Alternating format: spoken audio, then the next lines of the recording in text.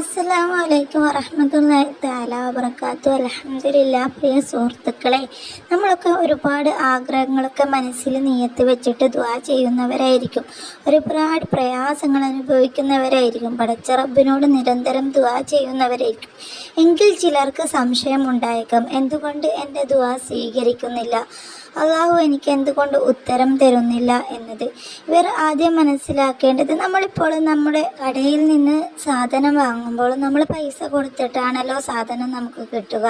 പിന്നെ അതുപോലെ നമ്മൾ ആരോടെങ്കിലും ഒരു കാര്യങ്ങൾ പറയുമ്പോൾ ഒറ്റയടിക്ക് നമ്മൾ നടുവിൽ നിന്നൊരു കാര്യം പറഞ്ഞിട്ട് നിർത്തിയിട്ട് നമ്മൾ പോരില്ല. നമ്മളത് ഒരു ഒതുക്കത്തിലാക്കിയിട്ട് നമ്മൾ അത് പറയേണ്ട രൂപത്തിലായിട്ടാണല്ലോ നമ്മൾ സംസാരിക്കുക. അപ്പോൾ നമ്മൾ അള്ളാഹുവിനോട് ദുആ ചെയ്യുമ്പോൾ നമ്മൾ അതിൻ്റേതായ മര്യാദയിൽ ദുആ ചെയ്യണം. നമ്മൾ ഒറ്റയടിക്ക് നമ്മുടെ ദുഃഖങ്ങൾ മാത്രം പറഞ്ഞിട്ട് നമ്മൾ ദുആ അങ്ങ് നിർത്തിക്കഴിഞ്ഞാൽ നമുക്ക് അതിനുള്ള ഫലം കിട്ടില്ല. നമ്മൾ ദുആ ചെയ്യുമ്പോൾ വുളുവോടുകൂടി കിബിലക്ക് മുന്നിട്ട് കൈകൾ ഉയർത്തിയിട്ട് ആത്മാർത്ഥമായിട്ട് ആദ്യം നിങ്ങൾ ഹംദ് പറയണം. പടച്ച റബ്ബ് നമുക്ക് എത്ര ഭാഗ്യങ്ങൾ തന്നിട്ടുണ്ട്, എത്ര നന്മകൾ തന്നിട്ടുണ്ട്. ഒരുപാട് നമുക്ക് ഈ ലോകത്ത് ശ്വാസം കഴിക്കാനുള്ള ഭാഗ്യം തന്നെ പടച്ച റബ്ബ് തന്നത് അത് ഒരു അനുഗ്രഹമാണ്.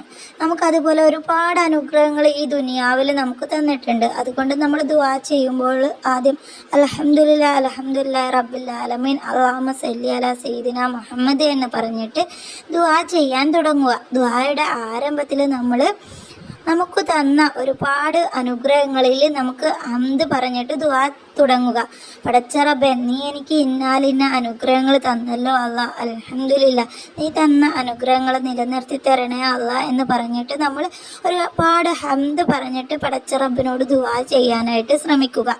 ഇങ്ങനെ ദുആ ചെയ്യുമ്പോൾ നടുവിലെത്തുമ്പോൾ നമ്മൾ നമ്മുടെ ആവശ്യം അള്ളാഹുവിനോട് പറയുക. പടച്ച റബ്ബേ, എനിക്ക് ഇന്നാലിന്ന ആവശ്യമുണ്ട്, ഇന്നാലിന്ന പ്രയാസമുണ്ട്, നീ എനിക്കത് എളുപ്പമാക്കി തരണേ, എൻ്റെ ആഗ്രഹം എളുപ്പമാക്കി തരണേ എന്ന് പറഞ്ഞിട്ട് ദുആ ചെയ്യുക. ദുആയിൽ നമ്മൾ 3 വട്ടം നമ്മുടെ ആഗ്രഹം, നമ്മൾ എന്താണോ ആവശ്യം പറയുന്നത് അത് 3 വട്ടം നമ്മൾ പടച്ച റബ്ബിനോട് പറയുക. അതും വളരെ താഴ്മയോട് ദയോടുകൂടി നമ്മൾ ദുആ ചെയ്യണം. ഒരുപാട് ദിക്റുകളും അസ്മാഉൽ ഹുസ്നകളൊക്കെ ചേർത്ത് കൊണ്ട് ദുആ ചെയ്യുക. ദുആ ചെയ്യുമ്പോൾ മാതാപിതാക്കൾക്ക് വേണ്ടി ദുആ ചെയ്യാൻ മറക്കരുത്. മാതാപിതാക്കൾക്ക് ദുആ ചെയ്യാതെ ചെയ്യുന്ന ദുആ അള്ളാഹു സ്വീകരിക്കില്ല. മാതാപിതാക്കൾക്ക് വേണ്ടി നമ്മൾ നന്മ കിട്ടാൻ വേണ്ടി ദുആ ചെയ്യുക. ശേഷം നമ്മുടെ ആഗ്രഹങ്ങളൊക്കെ നമ്മൾ അള്ളാഹുവിനോട് പറഞ്ഞിട്ട് നമ്മൾ ദുആ ചെയ്ത ശേഷം നമ്മൾ ഇസ്തിഗ്ഫാറൊക്കെ ചൊല്ലുക. നമ്മൾ ഒരുപാട് ഇസ്തിഗ്ഫാറും ദിക്റുകളും അസ്മാഉൽ ഹുസ്നയൊക്കെ ചൊല്ലിയിട്ട് ദുആ ചെയ്താൽ അള്ളാഹു നമ്മുടെ ദുആ അത്രയും വേഗം സ്വീകരിക്കും. നമ്മൾ ദുആ ചെയ്യുമ്പോൾ നമുക്ക് പറ്റുന്ന ഒരു തെറ്റ്, നമ്മളൊരു ദുആ ചെയ്യുന്നത് നമ്മളതൊരു നന്മ ചെയ്യുകയാണ്, നമ്മൾ അള്ളാഹുവിന് വേണ്ടി ഒരു ഇബാദത്ത് ചെയ്യുകയാണ്. തെറ്റുകൾ ചെയ്തു പോയാൽ ദുആ ചെയ്താൽ ഉത്തരം കിട്ടുമെന്ന് അള്ളാഹു നമ്മോട് പറഞ്ഞിട്ടുണ്ട്, നബി നമ്മളെ പഠിപ്പിച്ചിട്ടുണ്ട്.